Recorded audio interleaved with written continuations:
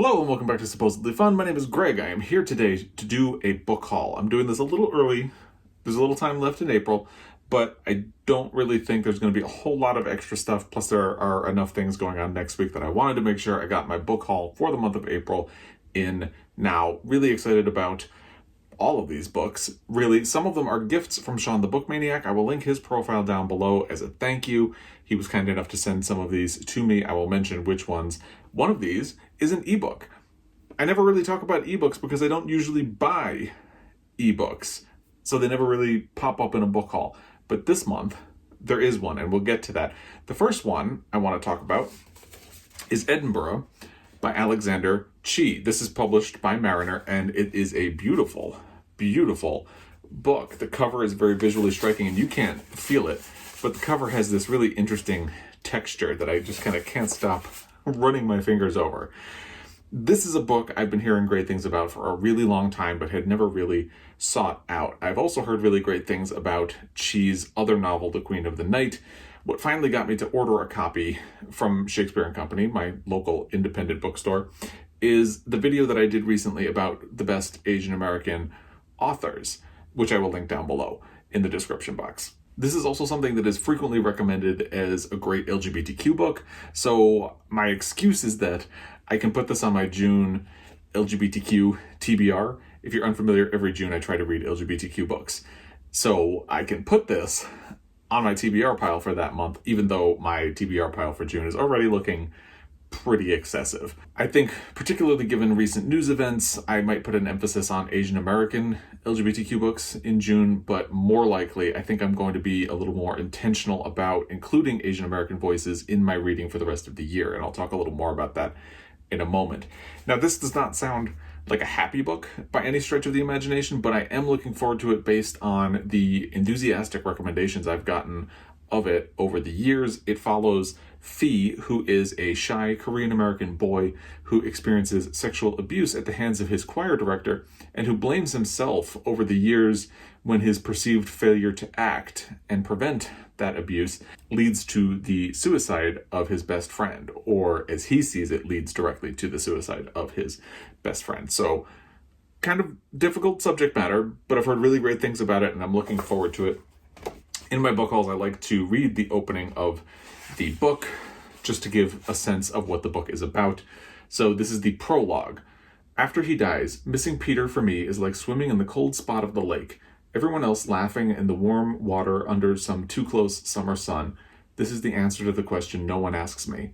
The time that I think will be the last time I see Peter isn't. As it happens, there would be one more to come. That is Edinburgh by Alexander Chee. The next book is just in time for Aussie April. It is Stories by Helen Garner. This is published by Text Publishing, which is the Australian publisher of this book. This is the first of the books that were sent to me by Sean the Book Maniac, so thank you to Sean. There will be more later. I don't think I'm going to manage to fit this in this month for Aussie April, but I'm really glad to have it because I've heard so many wonderful things about Helen Garner as a writer, but I've never read one of her books. This is a collection of her short stories, as you can tell, which makes it ideal to squeeze in somewhere. I'm hoping to get into some short stories in the second half of 2021. This includes her most famous short stories, and according to the blurb on the inside flap of the jacket, it also covers love and longing, as well as the pain, darkness, and joy of life, and how unexpected things, no matter how small they may seem, may transform us. And there are beautiful photos of Helen Garner on the inside of the book and on the back. Let's do the opening of the first story in this collection. The first story is called A Happy Story. I turn 41, I buy the car, I drive it to the riverbank and park it under a tree. The sun is high and the grass on the riverbank is brown. It is the middle of the morning. I turn my back on the river and walk along the side of the entertainment center until I find a door. I am the only person at the counter. The air inside is cool. The attendant has his feet up on a desk in the back room. He sees me and comes out to serve me. 2 tickets to Talking Heads, I say. It's a fun little Talking Heads cameo right there in the first story of the collected short fiction of Helen Garner. The next book is Interior Chinatown by Charles Yu. This is published by Vintage and has a very pretty jacket design. Getting back to the notion of being more intentional about including more Asian American voices in my reading this year, I'm really happy to have a copy of this book in my library. I talked about it during my Pulitzer Prize predictions for this year, which I will also link in the description box down below. I've heard really great things about this book since it won the National Book Award over Shuggie Bain and my beloved The Secret Lives of Church Ladies. It's no longer just The Secret Lives of Church Ladies, it's my beloved The Secret Lives of Church Ladies, as well as Rumaan Alam's Leave the World Behind and Lydia Millett's A Children's Bible. Perhaps the most intriguing thing about this book is that it is written in the format of a screenplay, allowing the story to play with the idea of popular cultural stereotypes and how damaging they can be. It also plays with the idea of assimilation and integration. It follows Willis Wu, who feels like a bit player in his own life and longs to move into the spotlight, both literally and metaphorically, as Kung Fu Guy, which he perceives to be the most respected role anyone like him can aspire to in the world. And let's do the opening of this book. Interior, Golden Palace. Ever since you were a boy, you've dreamt of being Kung Fu Guy. You are not Kung Fu Guy. You are currently background Oriental male, but you've been practicing. Maybe tomorrow will be the day. And you can see here that screenplay format. Really looking forward to this. The next book is Libertie by Kaitlyn Greenidge. This is published by Algonquin Books of Chapel Hill. Libertie Sampson is a freeborn black girl living in Reconstruction-era Brooklyn. Her light-skinned mother works as a physician and wants Libertie to follow in her footsteps, but Libertie feels more drawn to music than science and knows that her darker skin will make it much more difficult for her to follow in her mother's footsteps. Marriage to a man who promises to let her be his equal seems to be an escape from all that until Libertie finds herself subordinated by him and all other men, basically, which causes Libertie to question what freedom means for a black woman and where she might find it. This was one of my most anticipated books of 2021. I will link the video for that down below because there will be another one that was on that list popping up in this book haul for April. And I'm really excited about this. It's historical fiction. Part of me is a little worried that the story won't live up to the premise, but I'm really excited to give it a shot. Let's do the opening. I saw my mother raise a man from the dead. It still didn't help him much, my love, she told me, but I saw her do it all the same. That's how I knew she was magic. That is a promising beginning for Libertie by Kaitlyn Greenidge. The next book is the ebook that I purchased, so I don't have a copy I can hold, but I'll put a picture of it right here. It's Let's Get Back to the Party by Zach Salih. This is also published by Algonquin Books of Chapel Hill. I've never included an ebook in a book haul before, really just because I don't usually purchase ebooks anymore. I prefer either a physical book or an audio that I can listen to, but this one, which was the other book that was one of my most anticipated reads of 2021, again, I will link the video down below in the description box, was on sale. So I snapped it up from Barnes & Noble for the Nook app because whenever possible, I don't like giving money to Amazon. So I purchased the ebook copy of it from Barnes & Noble. The reason I put this on my most anticipated books of 2021 list is that it explores a really complicated generational divide in the gay community. Set in 2015 and 2016, it follows two estranged childhood friends who are also gay men in their 30s. They came of age after the AIDS crisis, but before being gay started to be more commonly accepted.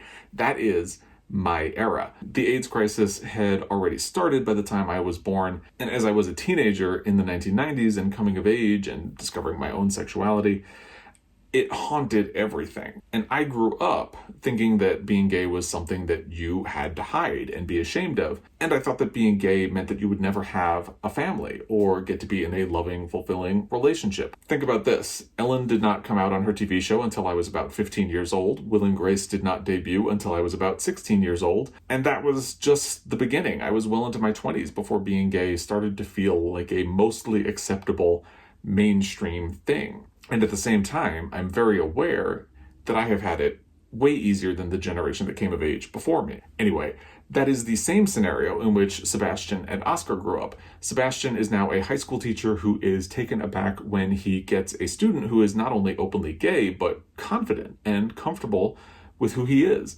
It sounds like that leads to something of an obsession, which could be problematic, but I'm going to give this book the benefit of the doubt. Meanwhile, Oscar is feeling angry about what he sees as the death of gay culture. He believes the generation coming up is embracing heteronormative lifestyle definitions, erasing the identity of their own community and where they have been.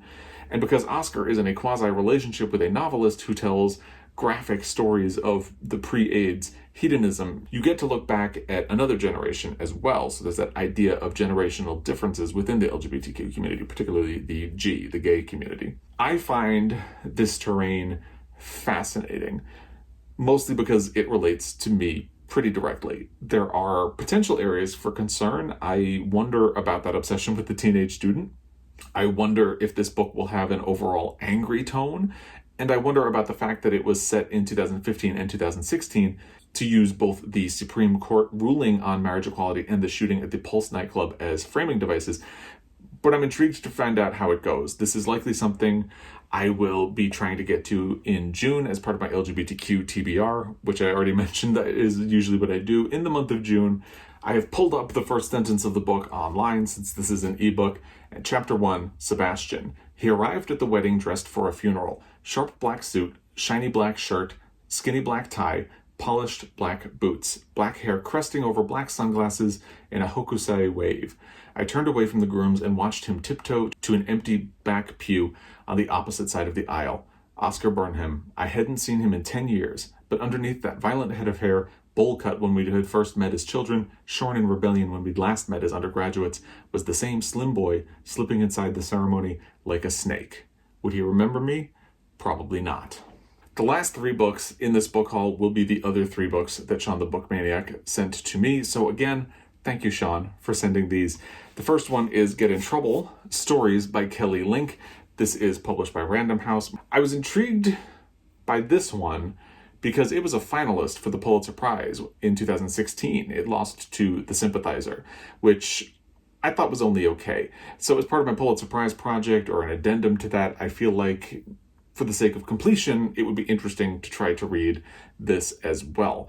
This includes 9 short stories that play with elements of the fantastic to expose the frailties and hidden strengths of human beings. And let's do the first stories opening right now.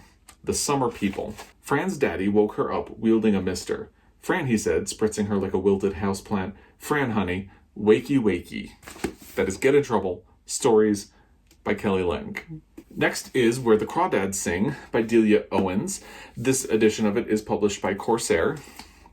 This book feels like it's been everywhere. Since it was published, it was the best-selling book of 2019, even beating out Michelle Obama's book Becoming. It was a selection for Reese Witherspoon's book club and is currently in the process of being adapted as a movie by Reese Witherspoon's production company, which also means it won't be going away anytime soon.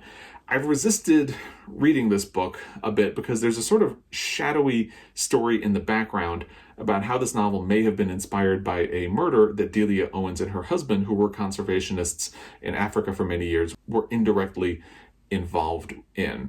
There's not a lot of information about this, and Owens denies any involvement.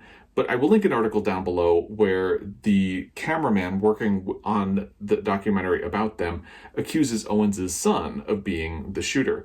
It does not appear that there's a lot of evidence of wrongdoing, but something about it didn't really sit right with me.